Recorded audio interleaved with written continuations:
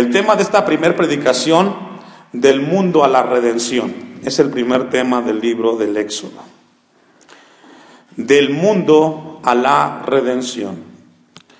El libro del Éxodo es central en toda la Biblia. En el libro del Éxodo contienen las tradiciones fundamentales de los orígenes del pueblo de Israel y la fundación de sus instituciones religiosas. Su fuerza de este libro le viene de ser palabra de Dios, en que se proclama y se confía en lo que Dios estableció. Por ejemplo, en el Éxodo capítulo 3, versículo 8, vamos a ir a un poco de introducción. Dice la palabra: y descendiendo para librarlos de mano de los egipcios y sacarlos de aquella tierra, a una tierra buena y ancha, a tierra que fluye leche y miel. Encontramos entonces que en este libro del Éxodo encontramos que Dios se compromete que guardaría a su pueblo. El libro del Éxodo es un libro muy importante en el cual encontramos que Dios es fiel a su palabra y fiel a su pueblo. Los pactos que aquí se realizaron fueron guardados por el mismo Dios de la Biblia. Déjeme darle un poco de introducción. No sé cuántos de ustedes han leído este libro o lo han estudiado. En lo personal, pues he predicado muchas veces de este libro, pero nunca hemos estudiado versículo a versículo este libro, y pues es un reto muy grande que espero que la iglesia me acompañe. El título del libro, Éxodo, se deriva del vocablo griego aioptón, por ahí va la pronunciación, que significa huida, retirada de Egipto, es lo que significa Éxodo. La palabra Éxodo no es una palabra meramente hebrea. No sé cuántos de ustedes han escuchado el término la Septuaginta. La Septuaginta es una traducción del hebreo al griego de los primeros 5 libros del Pentateuco. A eso se le llama la Septuaginta. La traducción de Génesis, Éxodo, Levítico, Números y Deuteronomio al griego. Eso es la Septuaginta. El nombre el título del libro en hebreo es Shemot, que significa los nombres. Es tomado de una de las primeras letras del alfabeto hebreo. La palabra Pentateuco significa 5 rollos o 5 libros. Y cuando hablamos del Pentateuco, hablamos de los primeros 5 libros de la Biblia, escritos por Moisés e inspirados por Dios. Los temas principales del Pentateuco son los siguientes. Génesis. El tema central del Génesis no es la creación, aunque los primeros capítulos hablan de ello. El tema principal del Génesis es la elección soberana de Dios. Ese es el tema principal de Génesis. Por ejemplo, Dios escogió a Set de 3 hermanos para que de ahí viniera el Mesías. Dios escogió a Jacob y no a Esaú. Dios escogió a José de entre sus 11 hermanos. Y encontramos que entonces el tema central de Génesis es la elección soberana de Dios en cada una de las personas que hemos mencionado y también de Israel. Éxodo es un libro que habla de la liberación del pueblo judío de la esclavitud de Egipto. A simple vista eso es lo que encontramos. Sin embargo, cuando llegamos a estudiar el libro del Éxodo, nos encontramos que el tema central de Éxodo es la redención. Es el tema central del Éxodo. Levítico es un libro muy importante que nos habla de la adoración a Dios. Nadie puede adorar a Dios si antes no ha sido redimido. Y nadie puede ser redimido si antes no fue escogido por Dios. Este libro del Éxodo, hermanos, se divide en 4 partes, en 5 mejor dicho, y así lo vamos a estudiar. Éxodo se divide en 5 partes. La primera parte es del capítulo 1 al capítulo 6, y el tema es la necesidad de la redención, ilustrada por un pueblo esclavizado. La segunda división del libro del Éxodo, del capítulo 7 al capítulo 11, y el tema central es el poder del Redentor, manifestado en las plagas de Egipto. Número 3, la tercera división del Éxodo es el carácter de la redención comprada por sangre. Allí es del capítulo 12 al capítulo 18. La cuarta división es el deber de los redimidos, del capítulo 19 al capítulo 24. Una vez que Dios nos rescata y nos libra de Egipto, nos lleva a atravesar el Mar Rojo y le debemos obediencia. Y ese es el tema central de la cuarta división del libro de Éxodo. Y número 5, que es del capítulo 25 al 40, el tema central es la provisión de Dios para las fallas y los fracasos de los redimidos, ilustrada en la construcción del tabernáculo. Esas 5 divisiones es como está distribuido 40 capítulos, los cuales vamos a abordar con la ayuda de Dios. Además de estas 5 divisiones, Éxodo contiene símbolos, sombras e ilustraciones de las cosas que luego serían realidad en el Nuevo Testamento. Por ejemplo, encontramos que el Cordero en el Éxodo representa o es un tipo de Cristo en el Nuevo Testamento. Israel en Egipto es un símbolo que ilustra el lugar donde nosotros nos encontrábamos antes de ser redimidos. Otro símbolo, Egipto simboliza el mundo, la corriente que a nosotros seguíamos antes de venir a Cristo, antes de nuestra conversión. El faraón de Egipto, que desafió a Dios, representa a Satanás como el enemigo de nuestras almas. Los lamentos de la opresión de los israelitas bajo las pesadas cargas nos hablan de las cargas pesadas de nuestra conciencia y nuestro corazón, que fuimos convencidos por el pecado en el cual nos encontrábamos en este mundo. Otro de los símbolos que encontramos en este libro del Éxodo es la Pascua.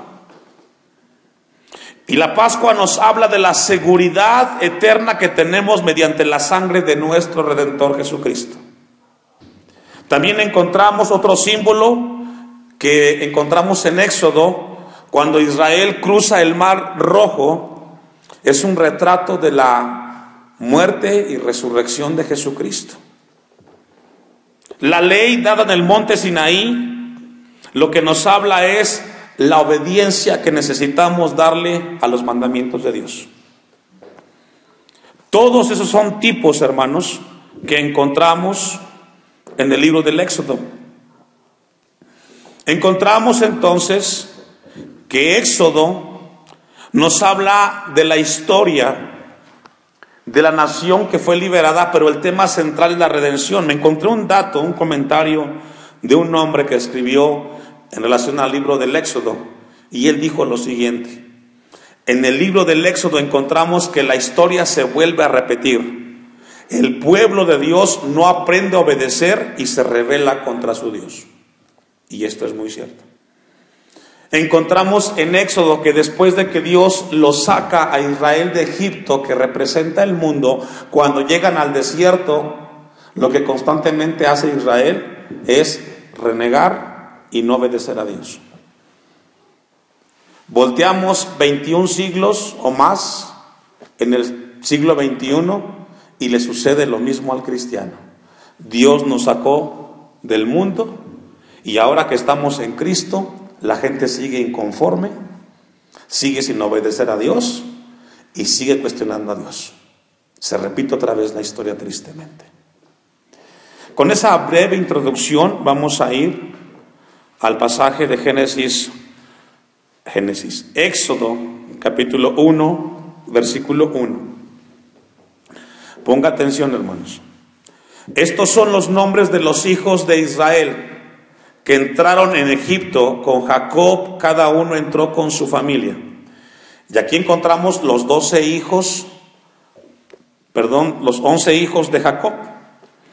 Dice el versículo 5, todas las personas que le nacieron a Jacob fueron 70. Y José estaba en Egipto, y murió José y todos sus hermanos y toda aquella generación. El libro del Éxodo comienza describiendo a las 12 tribus de Israel. La Biblia nos comienza a describir los nombres de las familias que formaban cada tribu y entraron y fueron en el primer capítulo descrito. Ahora, vamos a ir a un poco de introducción, porque la Biblia nos habla de que estas 11 tribus que vemos aquí fueron descendientes de Jacob. Génesis capítulo 47, versículo 1, hermanos. Génesis 47, 1. Todo comienza cuando Dios llama a Abraham de un mundo pagano. Abraham no era judío. Nunca, me encontré este dato, nunca en la historia ha existido el judío puro. Siempre han sido mezclas. Génesis 47, versículo 1. José tuvo 11 hermanos, él era el número 12. Ya hemos leído anteriormente que su padre Jacob lo prefería, pero los hermanos no lo querían a José. Tan grande fue su molestia, es que lo vendieron, ¿cierto? Vendieron a José, sus hermanos, y fue llevado por la caravana a Egipto. Y ahí Dios, como que en su soberanía, conociendo el futuro, manda a José como punta de lanza para lo que sería el tiempo cuando Israel llegaría a Egipto por 430 años. Dice Génesis 47:1, así termina el libro de Génesis, con esta historia. Vino José y lo hizo saber a Faraón, y dijo: mi padre y mis hermanos y sus ovejas y sus vacas con todo lo que tienen han venido de la tierra de Canaán, y he aquí está en la tierra de ¿dónde, hermanos? De Gosén. Encontramos en este pasaje que las 12 tribus de Israel, cuando entraron a Egipto, entraron geográficamente al lugar de José. Allí estuvieron 430 años. Dice el pasaje que ellos llegaron a ese lugar. Fue el pedazo de terreno que el faraón les designó para que vivieran. Y ahí vivieron todo el tiempo que ellos estuvieron en Egipto. Versículo 2. Y de los postreros de sus hermanos tomó 5 varones y los presentó delante de Faraón. Y Faraón dijo a sus hermanos: ¿cuál es vuestro oficio? Y ellos respondieron a Faraón: pastores de ovejas son tus siervos, así nosotros como nuestros padres. Dijeron además a Faraón: para morar en esta tierra hemos venido, porque no hay pasto para las ovejas de tus siervos, pues el hambre es grave en la tierra de Canaán. Por tanto, te rogamos ahora que permitas que habiten tus siervos en la tierra de Gosén. Entonces Faraón habló a José diciendo: tu padre y tus hermanos han venido a ti. Ahora recordemos que José en este momento es el segundo después de Faraón. Era una persona importantísima. Resultado de ello es que se beneficiaron estas tribus de Israel porque les daban un lugar de mucha importancia. El versículo 6, la tierra de Egipto delante de ti está, y mire dónde llegó Israel. En lo mejor de la tierra haz habitar a tu padre y a tus hermanos. No fue cualquier cosa donde llegó Israel cuando llegó a Egipto. Llegó al mejor lugar. Resultado de lo que Dios hizo a través de José. Y mire, hermano, que cuando Dios utiliza una vida para su gloria y para su honra, los beneficios pasan más allá de las generaciones. Pasaron 4 generaciones después de José, de las cuales vino realmente la esclavitud en Egipto y el maltrato para con ellos. Pero fue una bendición José para sus hijos. Y esto nos habla, hermano, lo que podamos hacer mientras estemos en vida, puede ser tan importante que nuestras generaciones, nuestros nietos, bisnietos, tataranietos, puedan beneficiarse de lo que Dios hizo a través de tu vida. Dice el versículo 7, concluye: habiten en la tierra de Gosén, y si entiendes que hay entre ellos hombres capaces, ponlos por mayorales del ganado mío. Llegaron con muchos privilegios los judíos a Egipto. Vamos a regresar una vez más a Éxodo 1:1. Dice el texto de Éxodo 1:1: estos son los nombres de los hijos de Israel que entraron en Egipto. ¿Con quién, hermanos? Con Jacob. No sé si usted ha leído la historia de Jacob, pero según Génesis 32, 26 al 28, Dios le cambió el nombre por ¿cuál? ¿Se acuerdan? Cuando pelea con el ángel Jacob, Dios le cambia el nombre por Israel. ¿Se recuerda?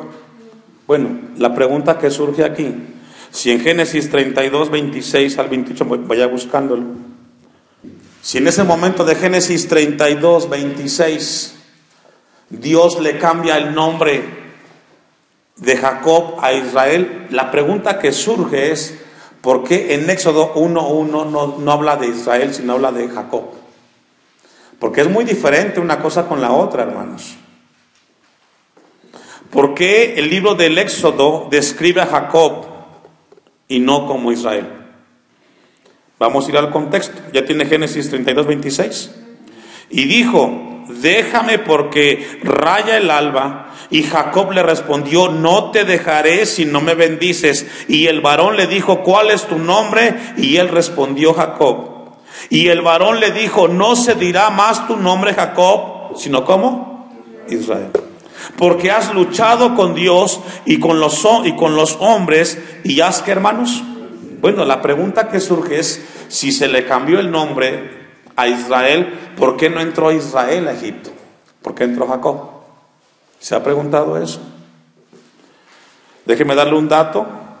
Israel significa el que prevalece con Dios. Eso significa Israel, el que prevalece con Dios. Jacob significa el rostro de Dios. La razón por que la Biblia dice que entraron con Jacob y no con Israel es la siguiente, hermanos. Jacob nos habla del hombre natural, nos habla del hombre que aún no ha sido redimido. Cuando entra a Egipto con las 12 tribus, nos habla de una persona que aún no ha sido redimida. Por otro lado, Israel fue un nombre que Dios le dio a Jacob, dado por gracia, y nos habla del hombre espiritual.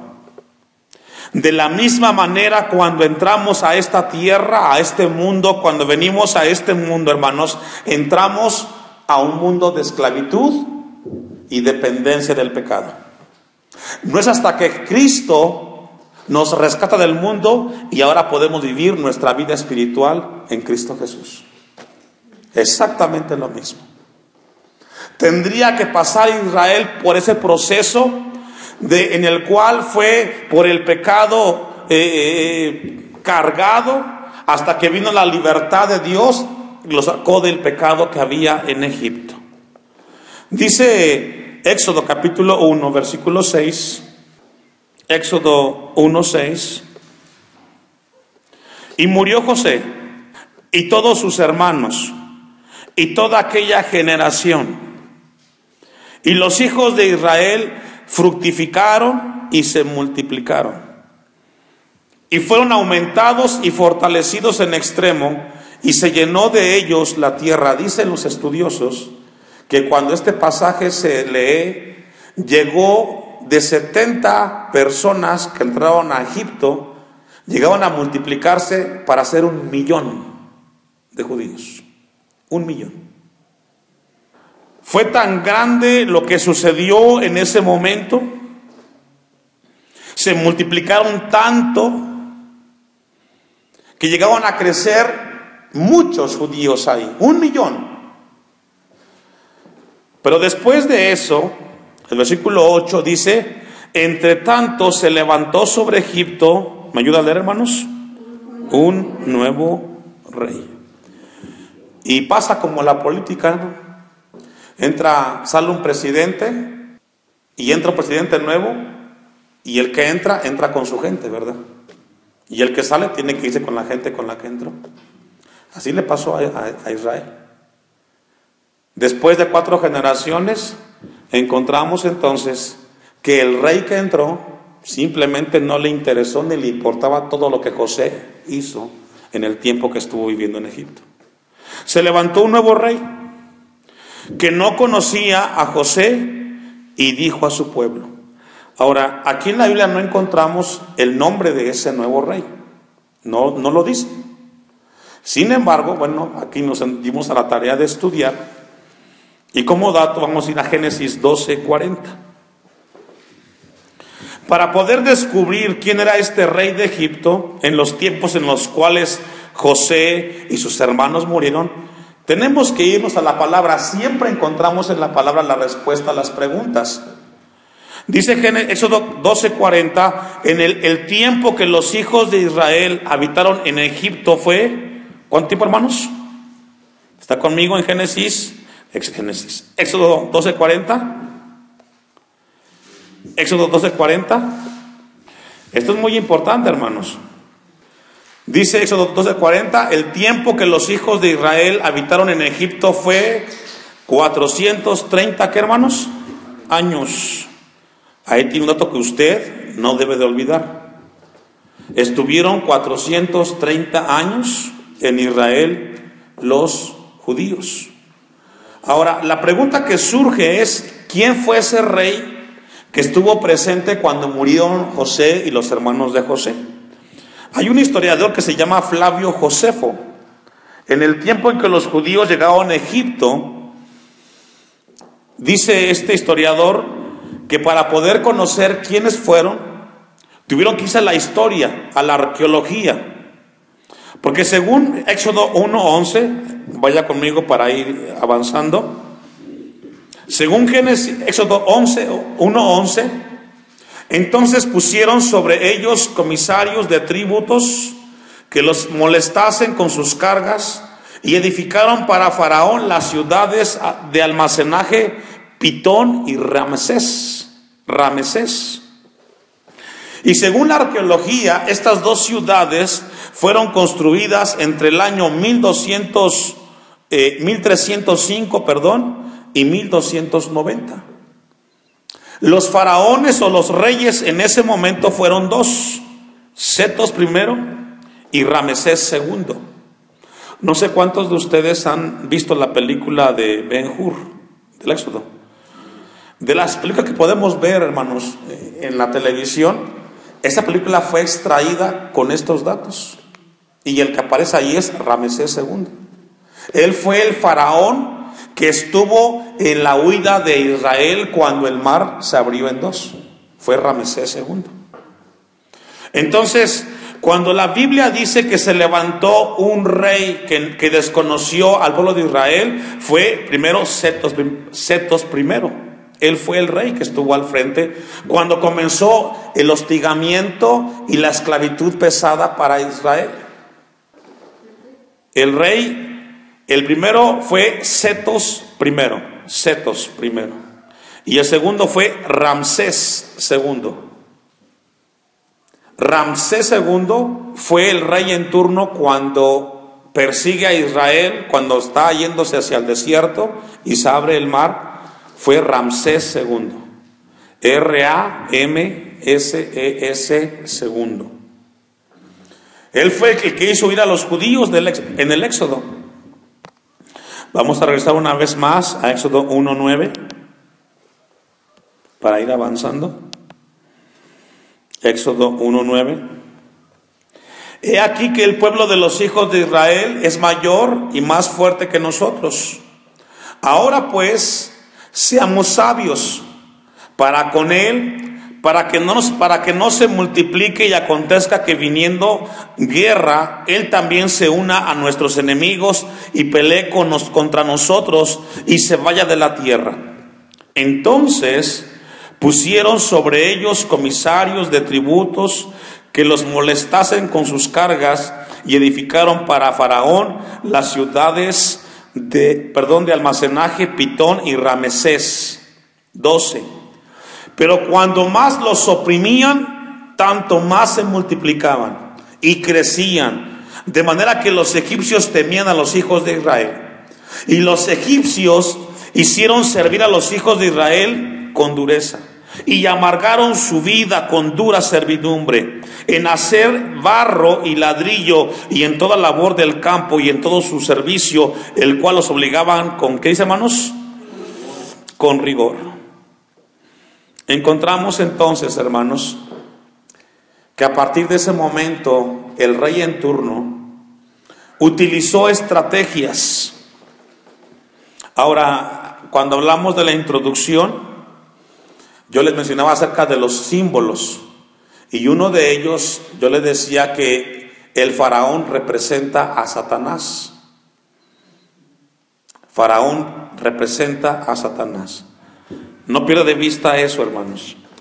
Encontramos 4 fases que nos describen la opresión antes de la redención, en el caso del cristiano.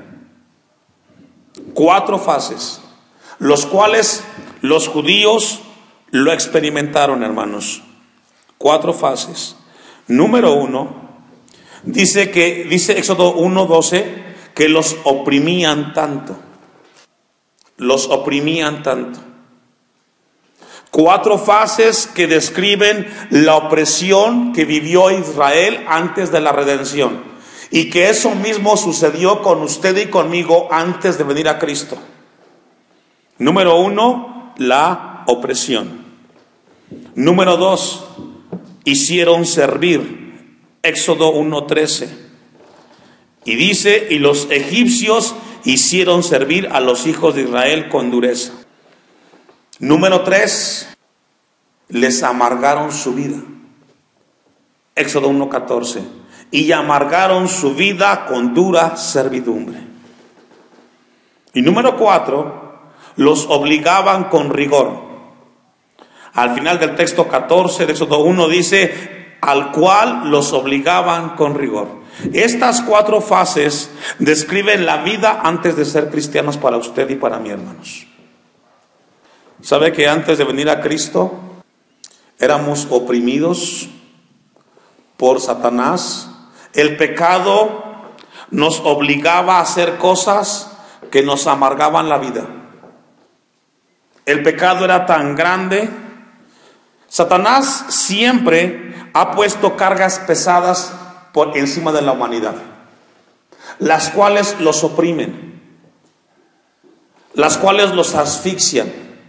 Yo me encontré algunas cargas que ha puesto Satanás sobre la vida de la gente antes de venir a Cristo. Número 1, el alcohol, las drogas, la vaciedad, los placeres, la mentira. Todas esas cosas, hermanos, son enviadas a las personas para que constantemente estén trabajando y trabajando y trabajando, y cada vez se sientan más miserables en esta tierra. ¿Sabe que así estábamos, o así estuvo Israel en Egipto? ¿Sabe que Israel en el tiempo de la esclavitud aprendió 3 cosas en Egipto, hermanos? Trabajar, comer y dormir. Trabajar, comer y dormir. Y la gente en Egipto, los judíos, pensaron que la vida era trabajar, comer y dormir. Amanecía y ya era trabajar. Llegaba la tarde, era comer y dormir. Y al siguiente día era lo mismo. Y sabe que hay mucha gente así, tristemente, sin Cristo, que piensan que la vida solamente consta en trabajar, comer y dormir.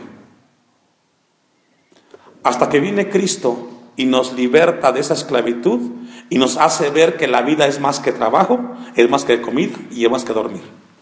Es buscarlo a Él. La opresión de los judíos fue tan grande Por eso los textos que hemos leído, y vamos a regresar una vez más, Éxodo 1:12, ponga atención. Pero cuanto más los oprimían, tanto más se multiplicaban y crecían, de manera que los egipcios temían a los hijos de Israel. Y los egipcios hicieron servir a los hijos de Israel con dureza. Y eso es lo que el pecado hace, hermanos, con el ser humano. Los aflige. Y ahí está el hombre, no puede levantarse. Está endeudado, tiene problemas. Y sabe que mucha gente que conoce a Dios no se congrega porque está esclavizado por él. Tiene encima una carga tan pesada de problemas que piensa o que solo está enfocado en quererlo resolver. A Dios gracias que usted tiene la bendición de congregarse. Porque usted se da cuenta que la vida es más que trabajar, comer y dormir. Pero esas personas, hermano, están tan esclavizadas que no ven el sol brillar en sus vidas. Dice el texto 14, y amargaron su vida con dura servidumbre. ¿Sabe que hay mucha gente que está amargada así? Porque está esclavizada en Egipto, en el pecado, en la esclavitud que representa Egipto. Están amargados. No quieren saludar. Están amargados con su vida porque no han logrado ver prosperidad ni espiritual ni material en sus vidas. Y nunca la verán hasta que vengan a Cristo Jesús. Es cuando realmente vemos la claridad de nuestra vida en esta tierra. Si no viene Cristo a nuestras vidas, jamás el hombre podrá ver realmente la luz. Hermanos, hay gente que se la pasa toda su vida trabajando y vive amargado porque trabaja. Es Jesús el que nos da sentido en esta vida, hermanos. Dice el 14, y amargaron su vida con dura servidumbre en hacer barro y ladrillo y en toda labor del campo y en todo su servicio al cual los obligaban con rigor. Y no es que quisieran, tenías que hacerlo, ir a trabajar.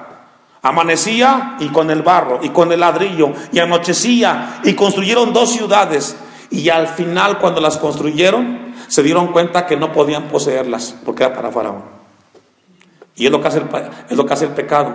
Trabajas y cuando ganas, lo que ganaste tienes que pagarlo porque no es tuyo y te quedas sin nada. Y eso es una carga muy pesada, hermanos. Dice el 15, para ir concluyendo. Y habló el rey de Egipto a las parteras de las hebreas, una de las cuales se llamaba Cifra y otra Fua, y les dijo: cuando asistáis a las hebreas en sus partos y veáis el sexo, si es hijo, matadlo, y si es hija, entonces viva. Y vemos que el faraón quería exterminar a los judíos. Pero detrás de los judíos estaba la mano poderosa de un Dios, el cual los redimió.